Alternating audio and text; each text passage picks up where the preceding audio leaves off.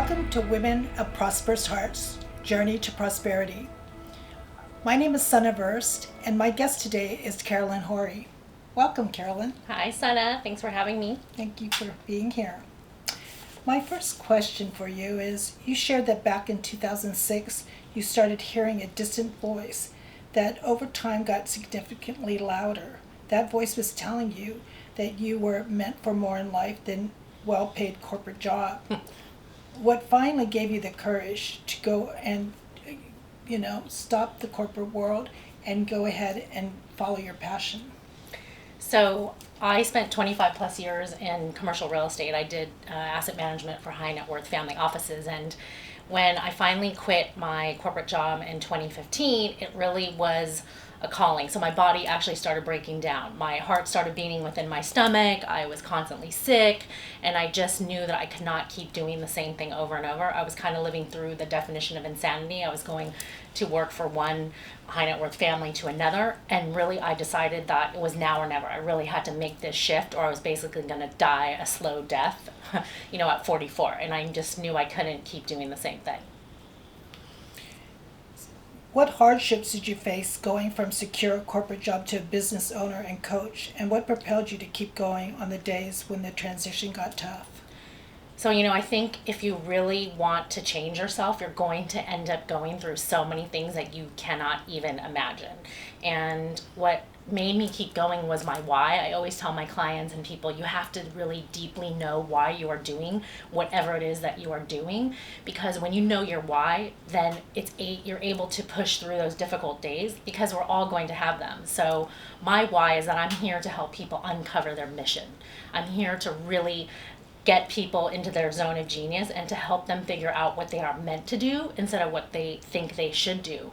And so the days when I don't want to do certain things that I know are going to propel me forward, I think of my why, and I always think to myself, if I don't keep going, there could be somebody out there that needs my help, and I'm actually going to miss them. And so that why is so deeply ingrained in me and who I am now that every time that something difficult comes up, I go back to that, and it pushes me to keep moving. So. And you said, what is your why? My why is basically to help people uncover their why, Okay. to help them uncover their mission, and to find out what they're meant to do and how they're meant to contribute and serve. Okay, great. And how do you believe... how do your beliefs about money and prosperity differ today from your early type A life? So, I'm a realist. We live in Los Angeles, at least I do, and we need to pay the bills, right? We need to at least, I like nice things. I want to live a good life, but I really have realized that it's not about pushing yourself to make money. I believe that when you really, there's that old cliche, like when you do what you love, you will be successful. And I really believe that. And I love doing real estate, and I was successful at that, but it just wasn't what I was meant to do this second phase of my life. And so I think my ideas about money and how to create wealth, I don't think that you have to work and push yourself so hard.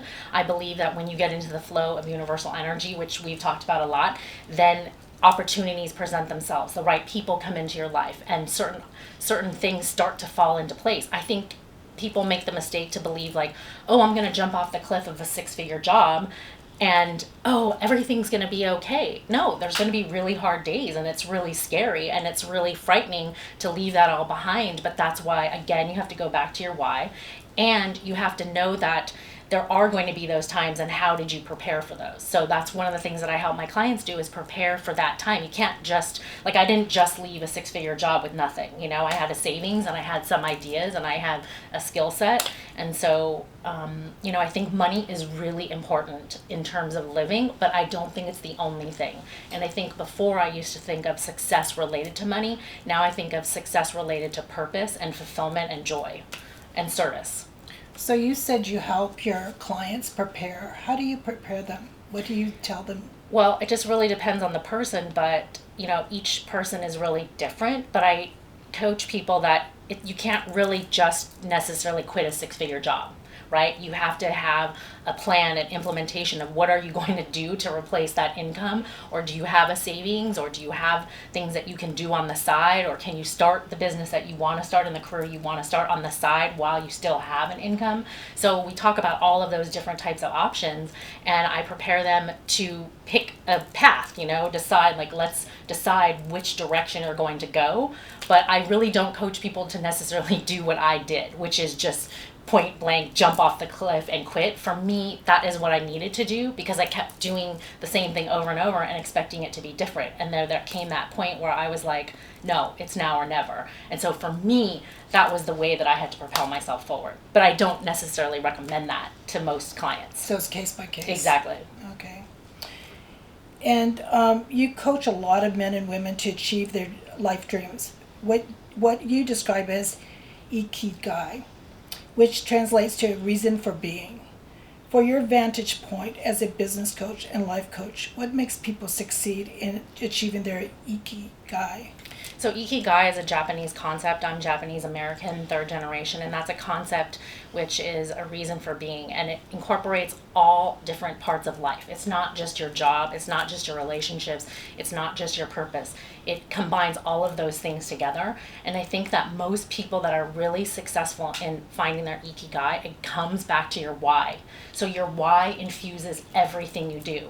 For me, my why is to help people uncover their mission. Well, I need to be healthy for that. I need to be clear-minded for that. I need to have, business skills for that. So it all comes together. And I think people, when they have a well-rounded approach to how they're going to approach life and their Ikigai, then they are successful. But we are no longer in the place and space where you can just be successful in life and your relationships are all terrible, or you can have great health but you hate your family. I really think we're in a time and space where all of these things have to come together, and that's what I see with top performers, is that they figured out the missing links to make all of these things merge so that they have a well-rounded successful existence. It's not just about business success, like I said, or relationship success. It's how do you merge all these things so that your daily life feels like fulfilling and you feel like you're in your purpose in all the things that you do. Okay, so I know you just said that you need to prepare to help others. So let me ask you, what do you do to prepare? Yeah, I think it's super important that you have your own daily practices. I think we've talked about this before, I have a morning routine, I have things that I do, I try to live a healthy lifestyle, I meditate, I eat well, I spend time alone, I spend time with people, I spend time in nature. So again, it goes back to a whole well-rounded approach. I don't just do one thing and think that that's going to lead me to success.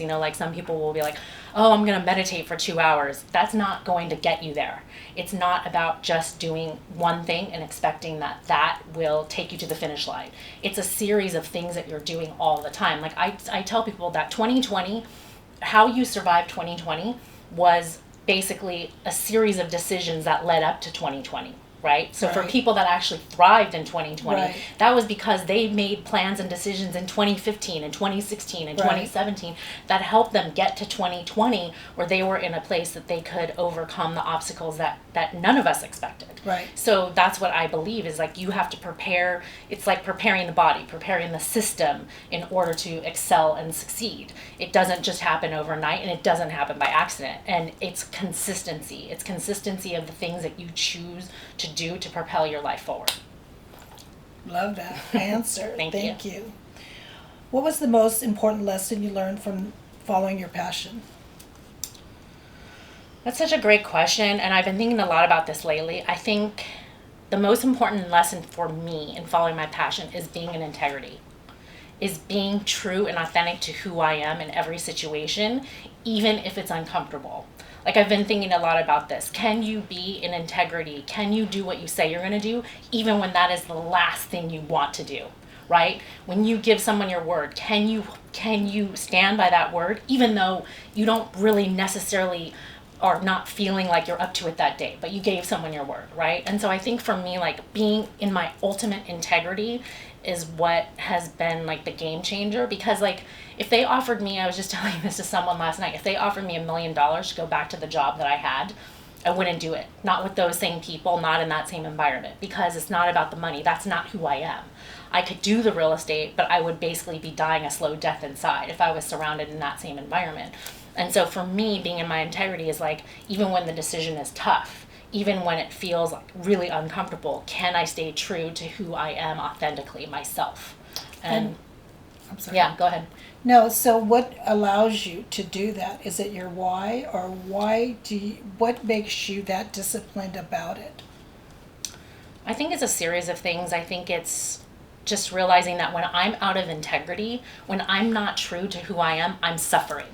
And I don't want to be suffering. Like, I think like life is too short and I don't want to be in suffering. So if I make a decision that is out of my integrity, it may look good on the surface. It may seem like it's going to be okay to take that little side gig to do that for somebody, but I don't really like them or respect them. It won't turn out well. And I've realized that through this process of experience that I have to do and be and say and just be ultimately authentic and true to myself. That's all that really, ultimately, at the end of the day, when you die, you're going to be you versus you. You know what I mean? And Right. so it's like, can you live with and be accepting of the choices that you made? And outside of everything else, for me, I want to be that. I want to know that, every decision that I've made was something that was, at least at this second phase of my life, was a decision that I made because that's who I am, and that's yes, it does come back to your why too, and that I'm in alignment with that at all times. But the key for that is like, even when it's uncomfortable, because it's easy to be like in integrity when everything is going great. Right. And everybody's telling you you're wonderful and you're not having to make hard decisions. Right. But it's like, when the push comes to shove, can you still do that? Right. That's where I think, it separates top performers from people that are just kind of sleepwalking through life. Talk a lot about top performers. I know you work with top You always love performers. You told me you're my ideal client, so I appreciate that you consider me a top performer. Yes. So I know you're my coach, so I know that you're amazing. Thank you. And you're very direct and intuitive. But can you give me a little more about top performers? So Sunna asked me recently, like, why do you want to work with top performers? And I just think that I'm able to speak their language and they're able to understand my language. And I feel that top performers already know what success is like. It's like, you make a recipe a few times and you think it's good, and then one day you want to add a little of this and add a little. Top performers have the general basics there. They just need like little tweaks here and there. They just need little accountabilities and reminders and maybe a new way of thinking about an old problem or an old situation. And so I just love working with top performers because I love surrounding myself with people that are like high-level thinkers and that are trying to do extraordinary things in the world. I mean, the whole reason that we're sitting here right now, right, is because you're trying to do something different. Why wouldn't I want to be surrounded by somebody like that? Why wouldn't I want my business to be a part of all these people's lives that are trying to really figure out what they're meant to do and how they're meant to serve? That's what excites me, and that's what gives me inspiration, is my clients too. So I love working with top performers because it's so interesting. And I feel like they're teaching me as much as I'm hopefully imparting some of my knowledge with them. So it just makes it more fun. I mean, life, at the end of the day, like we always talk about this, life is meant to be fun. It's too short. So recently, you've been becoming an intuitive coach. Tell me a little bit more about that. So when I started deciding that I was going to be a coach, I, was kind of following the typical ways that a lot of people coach. And then I realized, I really have a special gift, which is the ability to talk to people's higher self and to really unlock some things that maybe the person might not really recognize on a daily basis. So for the past 4 years, I've been working intensively on my intuitive abilities. And basically what I do is I just help people unlock certain parts of themselves by talking to their higher self. And it's just, again, it's so much fun and it's so unique and it's so different. So I can really see and understand things that the person might not really be privy to on a daily basis. They're not, but you've experienced it. And, I can help people with business problems and situations that, a typical coach might not really understand, but I'm talking to and seeing things from a different level. So it's been a very interesting journey. If you had told me 5 years ago that I was going to be doing that, no way. There's no way. Yeah, I love it. Thanks. What advice do you have for people who want to take the leap of faith? What one positive step do you think they can take?